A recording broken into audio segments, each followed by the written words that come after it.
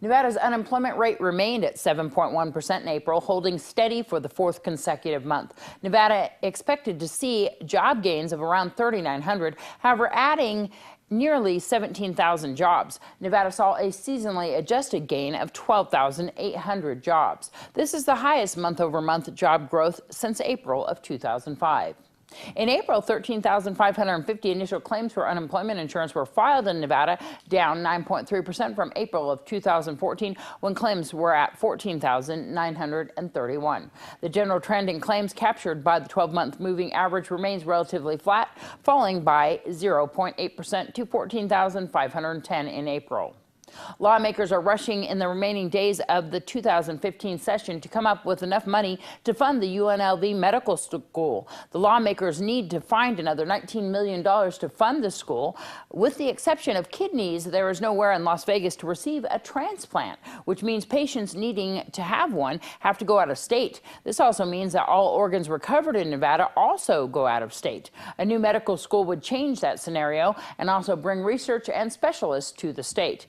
The new medical school would be built immediately north of the UNLV Shadow Lane campus. The building is planned as a 150,000 square foot facility with an estimated budget of $80 million. The school would be ready for occupancy in August of 2019 if everything goes according to plan. State lawmakers are moving forward with a measure that would let voters decide if the Nevada legislature should meet every year. The Senate Legislative Operations and Election Committee voted to pass SJR 8, which proposes a constitutional amendment that would impose more frequent sessions. The legislature currently meets every other year for 120 days, but proponents of the resolution say meeting yearly will help lawmakers respond more quickly to the state's needs. SJR 8 proposes a 90-day session in odd numbers years and a 30-day session in even-numbered years. Nevada is one of only 4 states that meets biannually. The legislature approved the same measure in 2013, and if it passes the full legislature this year, it will become a ballot question.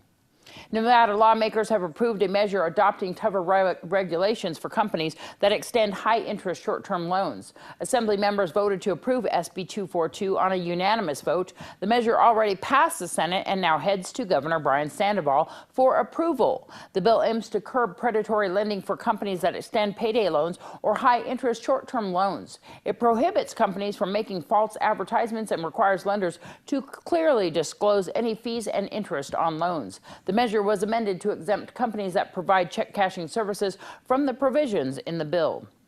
Nevada lawmakers have approved a measure extending more rights to motorists suspected of driving under the influence. Senators voted to approve AB 67 on a unanimous vote. The measure passed out of the Assembly in April and now goes to the governor for approval. The bill clarifies law related to blood tests and requires police to obtain a warrant to test for impairment if a driver refuses a voluntary blood sample. An officer can then seize the person's license and potentially arrest them. The measure also clarifies that an intoxicated person who fell asleep in a parked car that isn't running isn't liable for a DUI offense. Supporters said the bill amends current law to comply with the state Supreme Court decisions. I'm Deanna O'Donnell. That's your news across Nevada.